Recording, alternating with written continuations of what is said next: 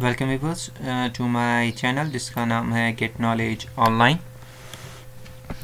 आज का जो टॉपिक है वो एरेज हैं। तो आइए देखते हैं। तो arrays in JavaScript. What is an array? N array is a special variable which can hold more than one value at a time. तो एरे जो है ये स्पेशल वेरिएबल्स हैं। तो वेरिएबल्स को हम पहले डिफाइन कर चुके हैं कि मेमोरी लोकेशंस होती हैं। इन एरेज का ये फीचर है कि ये वैल्यूज़ जो हैं more than one value at a time hold कर सकते हैं, यानी इन वेरिएबल्स में बहुत सारे डाटा वैल्यूज़ रह सकते हैं। उसका ये मतलब है कि अगर आपके पास बहुत सारे जैसे आइटम्स हैं, आपको लिस्ट दी गई है आइटम्स की और आपको एंटर करना है डाटा। अगर आप एक वेरिएबल डिफाइन करेंगे, अब अगर उसमें पहला वैल्यू ऑफ असाइन करेंगे तो पहला वाला आइटम जो है डाटा वो स्टोर हो जाएगा। उसके बाद अगर आप उसी वेरिएबल में दूसरा आइटम असाइन करेंगे, दूसरा आइटम आप डालेंगे, तो पहला वाला जो है वो रिप्लेस हो जाएगा दूसरे से। तो हर बार एक ही वैल्यू एक वेरिएबल में रह सकता है। अगर आपके पास बहुत सारे वैल्यूज़ हैं तो आप उनको किस तरीके से स्टोर करेंगे? या तो एक तरीका यह है कि अगर आप हर आइटम के लिए अलग अलग से वेरिएबल्स को डिफाइन करते चले जाए। जैसे डाटा 1 है उसके लिए वेरिएबल 1 आएगा, डाटा 2 है उसके लिए वेरिएबल 2 आएगा। तो जितने भी वैल्यूज़ होंगे, तो अगर आपके पास 100 वैल्यूज़ हैं तो आपको फिर 100 वेरिएबल्स को डिफाइन करना है। तो ये टाइम कंज्यूमिंग है और हेक्टिक भी है। तो इस चीज़ को सबसाइड करने के लिए हमारे पास जो आता है कंसेप्ट आता है एरेज का। तो एरेज को इस तरीके से डिफाइन किया जाता है कि हम इसमें बहुत सारे वैल्यूज़ को एट अ टाइम स्टोर कर सकते हैं। तो JavaScript arrays are used to store multiple values in a single variable. यही बात जो पहले मैं कह चुका हूँ कि जब हम एरेज को डिफाइन करते हैं तो नंबर ऑफ मेमोरी लोकेशंस जो हैं वो एलोकेट हो जाती हैं और उन एलोकेटेड मेमोरी लोकेशंस में हम डिफरेंट वैल्यूज़ को इनपुट कर सकते हैं। तो वेरिएबल्स को हम किस तरीके से डिफाइन करेंगे, क्रिएट किस तरीके से करेंगे? तो creating an array using an array literal is the easiest way to create JavaScript array. तो सिंटेक्स इसका क्या है? तो आप देखिए, पहले हम लिखते हैं डाटा टाइप, वो वैर है। उसके बाद हम लिखते हैं एरे नेम, जो भी आप रखना चाहेंगे एरे नेम। उसके बाद हम लॉन्ग ब्रैकेट्स का इस्तेमाल कर सकते हैं, और जैसे आइटम 1 फिर कॉमा आइटम 2, इसी तरह item 2 up to item n, जितने भी आपके पास डाटा वैल्यूज़ हैं वो आप यहाँ पर स्टोर कर सकते हैं उनका नाम। जैसे एग्जाम्पल है, यहाँ पर मैंने एक एरे बनाया हार्डवेयर का। तो देखिए कितने वैल्यूज़ हैं यहाँ पर, जो है कितने आइटम्स हमारे पास हैं, monitor, keyboard, mouse and printer. तो 4 यहाँ पर हमारे पास हार्डवेयर पार्ट्स हैं। तो ये जो आइटम्स हैं तो इनके लिए हर बार हमें क्या करना था, हर एक वेरिएबल को डिफाइन करना था। तो वेरिएबल 1 उसमें मॉनिटर जाता, वेरिएबल 2 उसमें कीबोर्ड चला जाता। मगर हमने यहाँ पर क्या किया, हमने यहाँ पर मैंने हार्डवेयर लिखा is equal within the long brackets और separated by commas within the quotes, मैंने हर एक आइटम को लिखा है। तो इस तरीके से क्या हो गया, जब मैंने इस तरीके से एरे को डिफाइन किया तो इससे क्या हो गया, इससे जो है multiple locations at a time create हो गए और हर एक लोकेशन में हर एक वैल्यू चला गया। तो यहाँ पर जो एग्जांपल दिखाई गई है ये प्रीडिफाइंड वैल्यूज़ हैं, यानी पहले ही हमने वेरिएबल में वो वैल्यूज़ जो हमने स्टोर करने उनको पहले ही हमने डिफाइन करके रख दिया है। तो आगे जाके हम दिखाएंगे रन टाइम में हम किस तरीके से वेरिएबल्स में वैल्यूज़ हम एंटर करते हैं। तो दूसरा जो है पॉइंट वो है accessing the elements of an array. तो आप इनको एक्सेस किस तरीके से कर सकते हैं? You refer to an array element by referring to an index number. तो जो एरे वैल्यूज़ होते हैं उनका एक इंडेक्स नंबर होता है। This statement access the value of the first element in the hardware. Say where item is equal hardware 0. तो यहाँ पर जो है यानी मैंने एक वेरिएबल डिफाइन किया है, वो आइटम है एग्जांपल के तौर पे। तो जब मैं आइटम इज इक्वल हार्डवेयर 0 लिखूंगा, इसका मतलब है कि आइटम जो है, ये जो वेरिएबल है, इसमें असाइन हो जाएगा पहला वाला आइटम। यानी पहला वाला आइटम क्या है? मॉनिटर। तो इसका मतलब है कि जब अगर मैं डॉक्यूमेंट डॉट राइट आइटम लिखूं तो डिस्प्ले क्या आएगा? मॉनिटर आ जाएगा। तो इसका मतलब ये हो गया कि जो एरेज हैं, जो उनमें आइटम्स होते हैं, जो उनमें वैल्यूज़ होते हैं, जो उनमें डाटा है, उनको जो नंबरिंग की जाती है, उनको जो इंडेक्स दिया जाता है, वो स्टार्ट कहाँ से होता है? 0 से। यानी अगर आपके पास 4 वैल्यूज़ है तो एज पर उनका इंडेक्स क्या होगा? n-1। तो जितने एक्चुअली 4 आइटम्स हैं, n-1, 4-1 तो 3 इंडेक्स, क्योंकि 0 से स्टार्ट हो जाएगा, 0, 1, 2, 3, तो चारों के चारों आइटम्स आ जाएंगे। This statement modifies the first element in train लिखा है, यानी हार्डवेयर। यहाँ पर जो मैंने एरे बनाया वो हार्डवेयर है, हार्डवेयर एरे। तो हार्डवेयर 0 इज इक्वल मॉनिटर। तो पहला वाला जो इंडेक्स है, पहला वाला जो इंडेक्स है वो किसको स्पेसिफाई करता है? वो मॉनिटर को करेगा। इसी तरीके से हार्डवेयर इंडेक्स नंबर 1 आएगा तो वहाँ पर कीबोर्ड होगा। इसी तरीके से हार्डवेयर इंडेक्स नंबर 2 आएगा तो वहाँ पर माउस होगा। हार्डवेयर इंडेक्स नंबर 3 आएगा तो वहाँ पर प्रिंटर होगा। तो 0 से जो है हमारा एरे स्टार्ट हो जाता है। इंडेक्सिंग जो होती है वो 0 से होती है। तो 0 is the first element in an array. तो ये जो पहला इंडेक्स 0 जो है वो फर्स्ट एलिमेंट डिफाइन करता है एरे में। 1 is the second, array index start with 0। तो 0 से जो है इंडेक्सिंग स्टार्ट हो जाती है। तो थ्रू इंडेक्स ही हम जो एरेज के वैल्यूज़ को हम एक्सेस करते हैं। तो अब हम जो है जो एरेज हैं उनको हम किस तरीके से डिस्प्ले करा सकते हैं। तो यहाँ पर देखिए हमारे पास एक लूपिंग एरे एलिमेंट्स आते हैं। हम फॉर लूप का, चूँकि हम फॉर लूप को इस्तेमाल कर चुके हैं, हम उसका ही इस्तेमाल करेंगे, सीखेंगे किस तरीके से हम एरेज को डिस्प्ले करा सकते हैं। The best way to loop through an array is using a standard for loop. तो बेस्ट वे जो हमारे पास है वो क्या है? वो स्टैंडर्ड फॉर लूप है। फॉर लूप का हम क्यों इस्तेमाल करते हैं? तो ये एग्जाम्पल 2 से आपको पता चल जाएगी, जो मैंने यहाँ पर एग्जाम्पल्स बनाई हैं। तो देखिए जैसे हमारे पास हमारे पास एरे जो है हार्डवेयर है, तो उसमें कितने आइटम्स हैं? 4 आइटम्स हैं। मॉनिटर है, कीबोर्ड है, माउस है, प्रिंटर है। तो अब अगर मैं क्या करूँगा, मुझे अगर इन जो आइटम्स को डिस्प्ले कराना है, तो अगर मैं डॉक्यूमेंट डॉट राइट लिखता हूँ तो डॉक्यूमेंट डॉट राइट फिर मैं एरे का नाम लिखूँगा जो मैंने बनाया। जैसे एरे मैंने लिखा है तो मैंने जनरल में लिखा है, तो मैं वहाँ पर हार्डवेयर लिखूँगा। फिर इंडेक्स नंबर पहले मैं 0 लिखूँगा। तो मुझे क्या करना पड़ेगा? हर बार document dot write array name और इंडेक्स नंबर लिखना पड़ेगा। तो जितने आइटम्स हैं, अभी यहाँ पर 4 है, तो मुझे 4 बार क्या लिखना पड़ेगा? डॉक्यूमेंट डॉट राइट, फिर अगेन डॉक्यूमेंट डॉट राइट, जितने भी वैल्यूज़ है। तो अगर ये 100 वैल्यूज़ है तो मुझे 100 टाइम्स मुझे जो आउटपुट जो डिस्प्ले स्टेटमेंट है उसको यहाँ पर लिखना पड़ेगा। तो फिर वही बात, एक तो हेक्टिक प्रोसेस है, दूसरा टाइम कंज्यूमिंग है।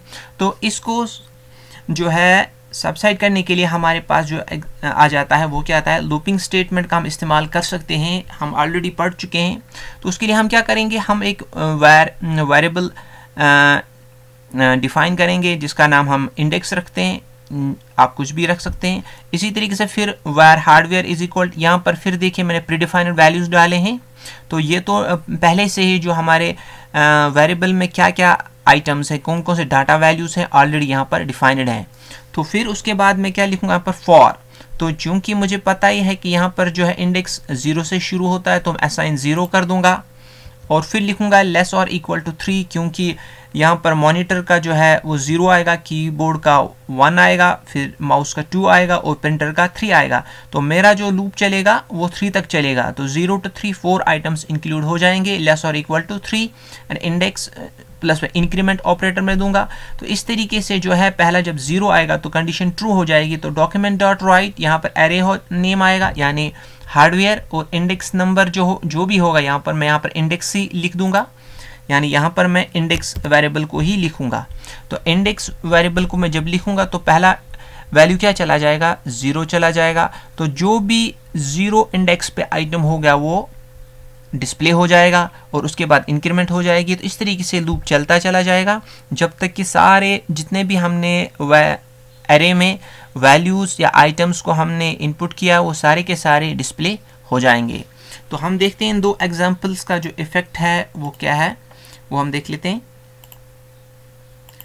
तो ये देखिए मैंने यहाँ पर एक एग्जांपल बनाई है तो इसी हार्डवेयर के ऊपर।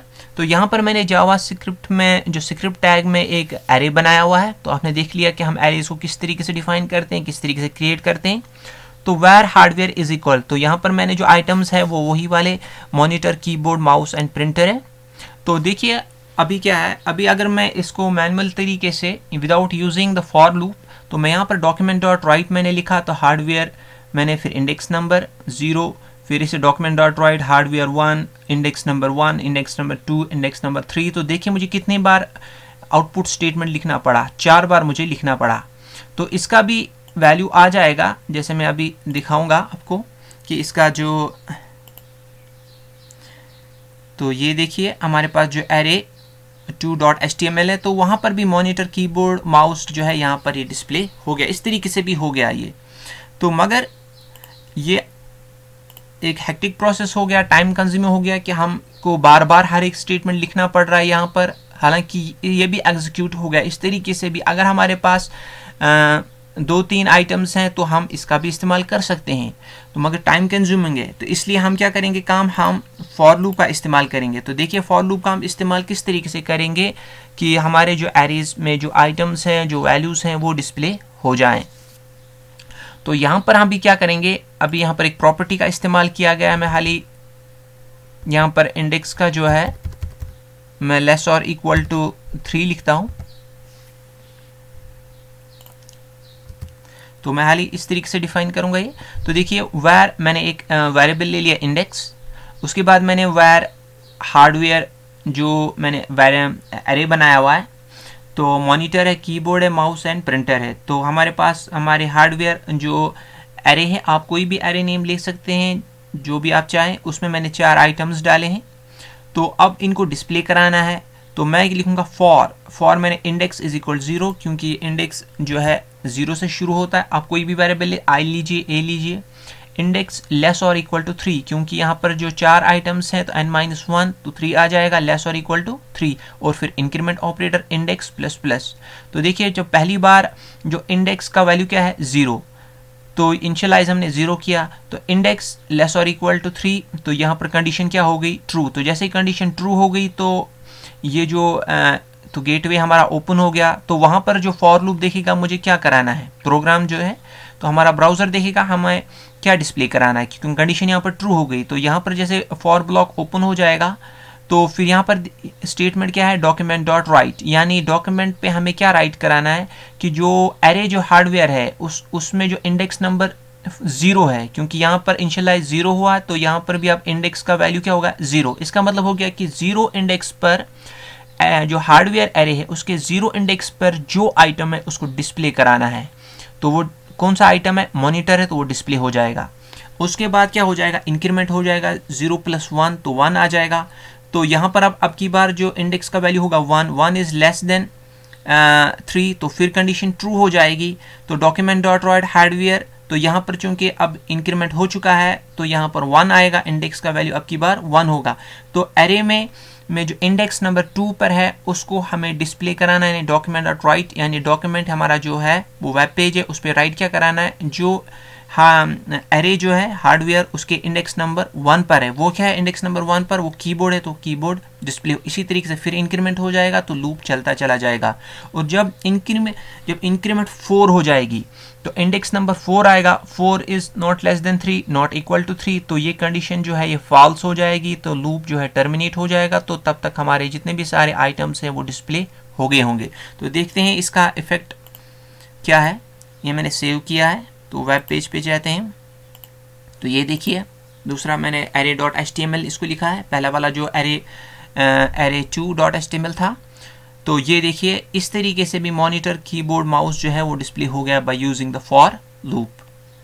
तो इस तरीके से हम जो एरेज को डिस्प्ले हम करा सकते हैं।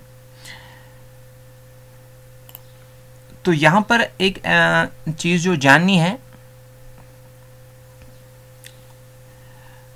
वो ये है कि अगर हमारे पास अभी तो हमारे पास चूँकि 2-4 आइटम्स थे, तो हम इनको मैं लेस और इक्वल टू में 3 लिख चुका, मगर अगर हमारे पास 100 होंगे तो 1000 होंगे, तो हम कितनी बार अब नंबरिंग पहले हम काउंट करेंगे फिर हम लिखेंगे। तो इसलिए हम क्या लिखते हैं, हम यहाँ पर एक प्रॉपर्टी का इस्तेमाल कर सकते हैं जो लेंथ है, कि जो लेंथ जो प्रॉपर्टी किसकी है, एरेज की है, तो हम उसका इस्तेमाल कर सकते हैं। तो हम यहाँ पर लिख सकते हैं इंडेक्स लेस और equal to hardware dot length. तो इससे क्या हो जाएगा, तो इससे क्या हो जाएगा, जो भी लेंथ हो यानी जितने भी आइटम्स हमें एरे में हैं उसकी जो भी लेंथ है, यानी कितने आइटम्स है, थाउजेंड्स हैं, हाँ 10,000 है, जितने भी हमारे पास आइटम्स या हमारे एरेज में हैं, तो जो भी उसकी लेंथ है वहाँ तक जो है लूप चलना चाहिए। तो वो भी वही मतलब हो, जैसे मैंने लिखा लेस देन 3, तो ये भी अभी 3 तक ही जाएगा, मगर ये क्या देखेगा कि मेरे जो एरे जो है उसकी लेंथ कितनी है। तो देखते हैं इससे क्या इफेक्ट पड़ता है। तो ये मैंने इसको सेव किया और मैं एरे में चला गया, तो मैं इसको रिलोड करता हूँ, ठीक है। तो ये देखिए ये भी यहाँ पर चला गया, क्योंकि अनडिफाइंड जो लास्ट है मैंने यहाँ पर लेस और इक्वल टू कर दिया। अगर मैं यहाँ पर, क्योंकि लास्ट वाला डिफाइंड नहीं है, तो मैं अगर यहाँ पर लेस कर दूँ, तो ये मैंने, क्योंकि लेंथ जो है 4 है, 0 से शुरू होती है, मैंने सेव किया, तो ये देखिए अनडिफाइंड जो है वो चला गया, क्योंकि लेंथ 4 की थी, 0 4 वाला था ही नहीं, वहाँ पर 3 खाली थे, क्योंकि लेंथ जो है 4 है। तो चूंकि इंडेक्सिंग होती है, तो ये देखिए, तो हार्डवेयर डॉट लेंथ जो मैंने लिखा, तो लेस देन मुझे लिखना है उसकी लेंथ, लेस देन जो उसकी लेंथ है, तो इंडेक्सिंग से क्या हो जाएगा, मॉनिटर कीबोर्ड और माउस फिर डिफाइन हो गया। तो हम इन चीज़ों का इस्तेमाल कर सकते हैं अपना एरे बनाने में, इस प्रॉपर्टी का भी हम इस्तेमाल कर सकते हैं, ताकि हम पहले हमें काउंट ना करना पड़े, फिर बाद में हमें यहाँ पर नंबर लिखना पड़े। तो इससे अच्छी प्रैक्टिस ये है कि हम क्या लिखें, हार्डवेयर डॉट लेंथ लिखें, तो जितनी भी लेंथ होगी, जितने भी आइटम्स हमारे हार्डवेयर एरे में होंगे, वो सारे के सारे डिस्प्ले हो जाएंगे। तो व्यूअर्स, ये आज का जो टॉपिक ये अबाउट एरेज था। तो हमने जाना कि एरेज क्या होते हैं, हम उनको किस तरह डिफाइन करते हैं, उनको किस तरह एक्सेस करते हैं और उनको किस तरीके से डिस्प्ले कर सकते हैं। तो आज के लिए इतना ही। तो हमारी जो चैनल है गेट नॉलेज ऑनलाइन, इसको आप सब्सक्राइब कीजिए, बेल आइकन को क्लिक कीजिए, ताकि आने वाली वीडियोज़ की नोटिफिकेशन आपको मिलती रहे। Thank you viewers.